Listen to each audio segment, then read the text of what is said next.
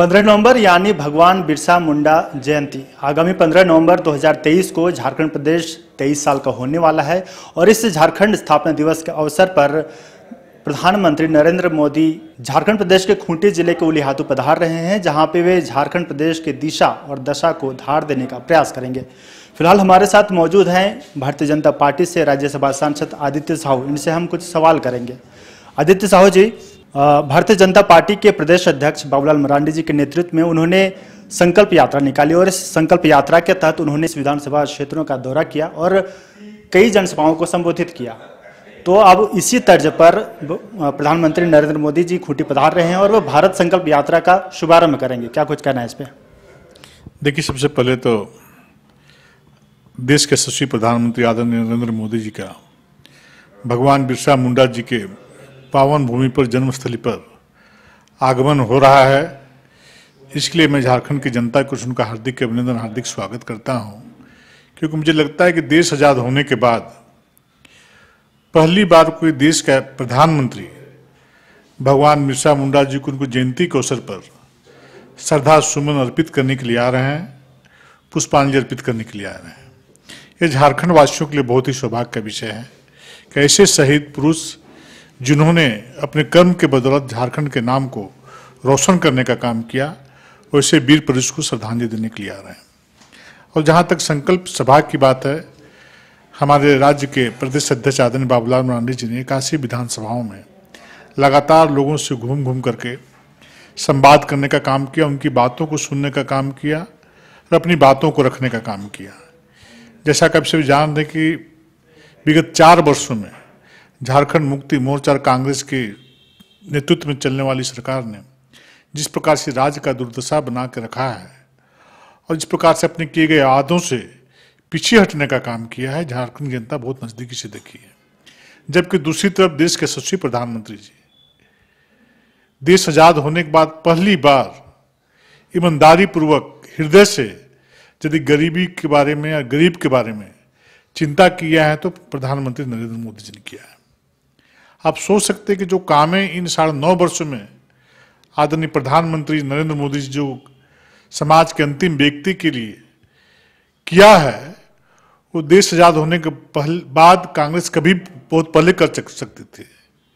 क्या गांव वाले कभी सोचे थे कि हमारे घर में गैस का कनेक्शन मिलेगा? सिर्फ गैस कनेक्शन शहरों तक सिमटी हुई थी। आज गांव का गरीब किसान मजदूर के घर में उनके दरवाजे तक गैस कनेक्शन मुफ्त में देने का काम किया है, सिलेंडर मुफ्त में देने का काम किया है। गांव वाले कभी नहीं सोचे थे कि हमारे घर के दरवाजे में कोई शौचालय बनवा देगा। आज 13 करोड़ इस पूरे देश में शौचालय बनाने का काम आदरणीय प्रधानमंत्री जी ने किया है। गांव के लोग पैसे के अभाव में तड़प तड़प के मर जाते थे, इलाज नहीं करा पाते थे।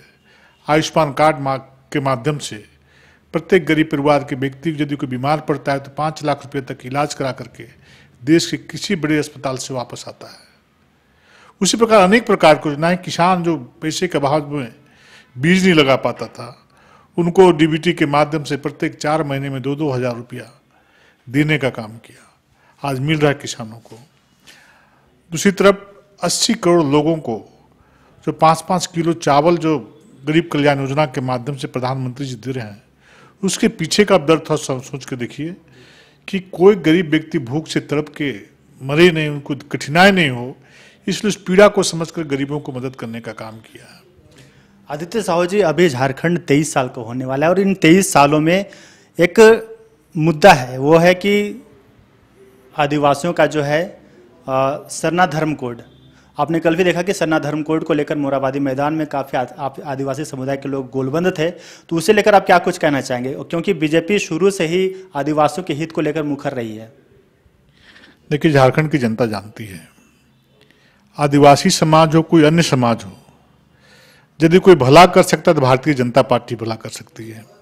और जब जब भारतीय जनता पार्टी के नेतृत्व में इस राज्य में सरकार बनी है, तब इस राज्य में रहने वाले सभी समाज का, विशेषकर आदिवासी समाज का भला के बारे में चिंता किया गया और भलाई के लिए काम किए गए हैं और विकास की गंगा बही है।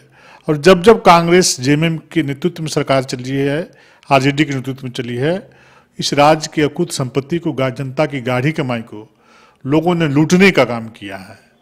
आज सिर्फ आप राजधानी के चारों तरफ के प्रखंड मुख्यालय में आप चले जाएं, पूरे राज्य की बात छोड़ दीजिए, आज जो जिसका जमीन है यदि ऑनलाइन खाता और प्लॉट नंबर चढ़ाना पड़ता है तो बिना पैसे लिए हुए कर्मचारी और पदाधिकारी नहीं चढ़ाते हैं। दाखिल खारिज की तो बात ही छोड़ दीजिए, जाति प्रमाण पत्र में बनाने के लिए बच्चों से पैसे लिए जाते हैं।